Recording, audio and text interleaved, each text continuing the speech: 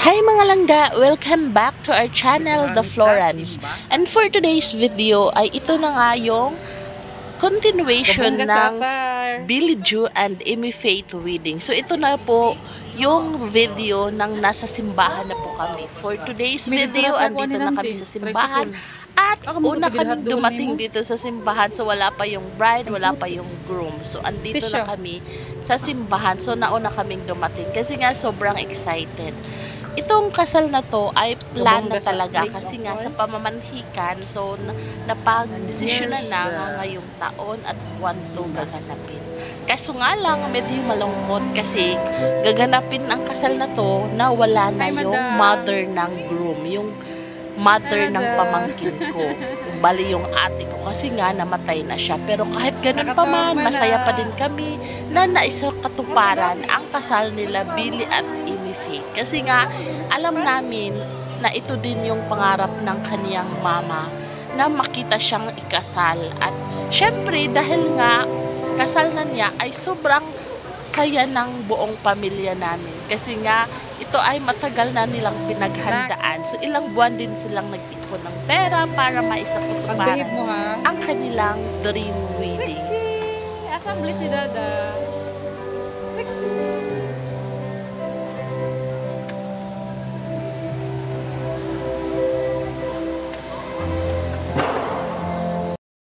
So ayan na nga mga langga, nag-umpisa na nga ang entourage. So ayan, nangunguna ang best man ng groom. So ayan mga langga, 'di ba? Sinong naka-attend na ng kasal? Uy, ako minsan lang talaga ako makapag-attend.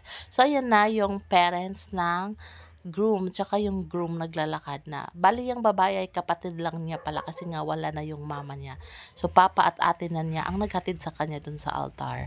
So naalala ko dati mga langga, yung nagtatrabaho pa ako. Sabi ng may kasamahan kasi ako sa trabaho na pag tuwing lunch break namin, pumupunta talaga siya sa simbahan, naaalala ko. Pagkatapos sabi ko sa kanya, bakit gusto mong pumunta lagi sa simbahan tuwing tanghali? Sabi niya kasi nag-aabang siya na merong ikakasal. Kasi nga pag merong daw ikinakasal sa simbahan tapos makapunta ka doon, makapag-attend ka ay swerte daw yun. Tapos lalo na pagtapos ng kasal ay kukuha ka ng kanilang mga decoration na bulaklak. So ganun yung ginagawa niya. Kumukuha talaga siya pagkatapos ng kasal. Tapos kumukuha siya ng mga flowers, 'di ba? Merong mga decoration sa aisle.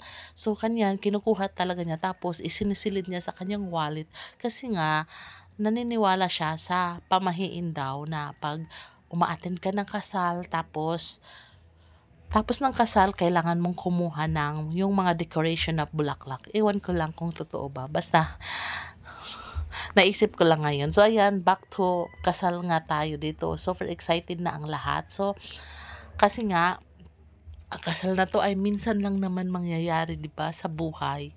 Tapos yung kasal na to talaga ay hindi talaga na isunod pagkatapos ng kanilang pamanhikan kasi sumusunod pa din kami sa mga nakagawian dati, dapat formal na pamamanhikan. Tapos doon pinag-uusapan kung kailan yung kasal. So ang kasal na ito ay ilang months pa ang lumipas bago to naganap kasi napagdesisyonan ng groom at ng bride na sila mismo yung gagastos para sa kanilang kasal. So medyo kulang pa sila sa budget. So kailangan pa nilang mag-ipon ng pera, financial kasi gusto nila yung kanilang parents both side ay ano na lang, supportan na lang. So sila mismo yung gagasto, 'di ba? Bongga. Ganun naman talaga kasi mahirap na ang panahon ngayon pag-aasa ka sa yung parents. Pero sa mga medyo may pera naman, mayayaman, okay lang din yun, yung ganun, yung parents talaga yung gumagastos. Pero sa kanila, sila talaga yung gumastos, mga langka. So, yun, naglalakad na ang bridesmaid. So, yan, yung bridesmaid naglalakad na. So, ibig sabihin nito ay malapit nang papasok yung kaniyang bride. So, super excited ng lahat doon na talaga nakaabang sa may pinto. Ganon din ba kayo pag merong ikinasal, di ba? Sobrang excitement po. Yung parang na-overwhelm ka, lalong-lalo na ang family ng bride, family ng groom, di ba?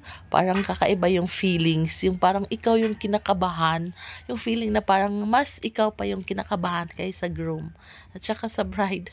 Ganon kasi yung na-experience ko habang nanonood sa kanila, mga langga. Super happy lang na di ko maipalawanag, na parang maluha-luha yung mata, o diba? So, ayan na yung mga little flower girl. So, ayan, ang cute at ang kaganda nila, mga langga. Isa dyan yung anak namin, yung medyo mataas na. So, ayan yung mga mga bridesmaid, nag-aabang talaga sa kanilang bride. So, ayan na ang bride kasi nandyan na yung batang baby na nagdadala ng Here Comes the Bride. So, super saya ng lahat. Siguro yung pamangkin ko, yung groom, super kaba-kaba na. Super kaba-kaba. Super kinakabahan na rather. Kasi nandyan na yung kanyang bride. Diba sabi nga nila, kakaiba yung feelings. Lalo na pag nakikita niyo yung kanyang bride, yung mahal mo na naglalakad papunta sa'yo. Diba? Di maiwasan na maluha-luha talaga yung mata. So, ayan yung bride at saka yung parents ng bride naglalakad na. So, ibig sabihin nito, magsisimula na ang ceremonies ng kasal.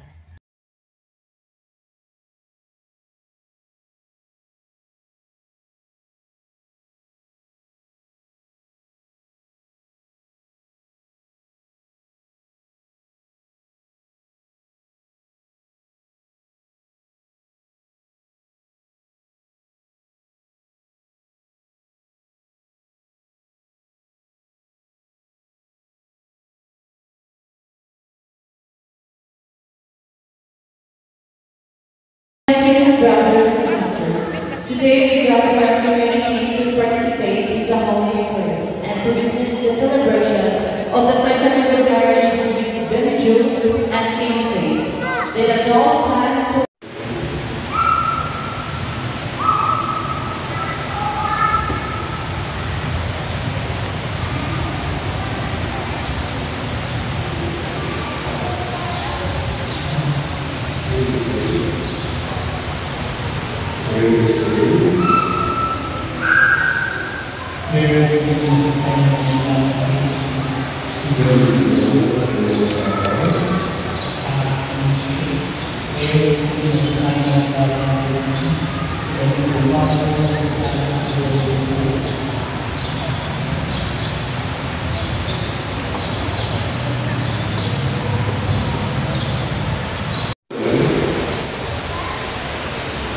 My dear friends, let us pray to our Heavenly Father, Maker and Father of all, and we bless with Joe, the faith in the married life, and that we will keep you united and divided love. So we say,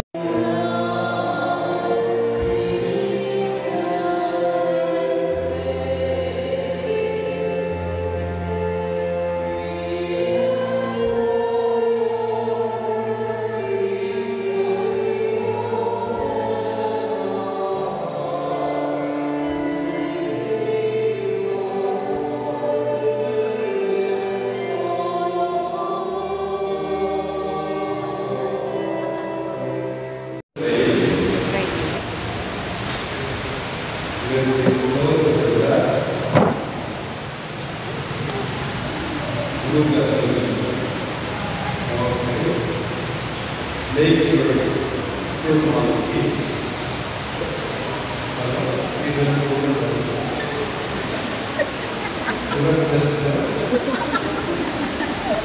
Just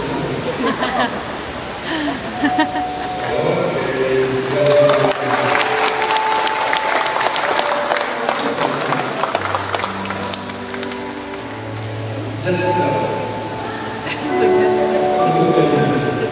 Okay, you know, everybody sit down. Please be seated.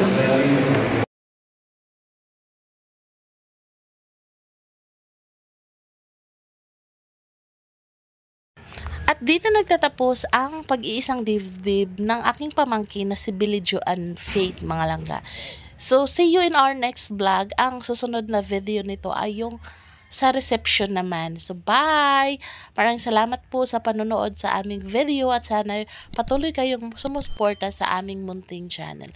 Bye and God bless everyone. See you in our next vlog!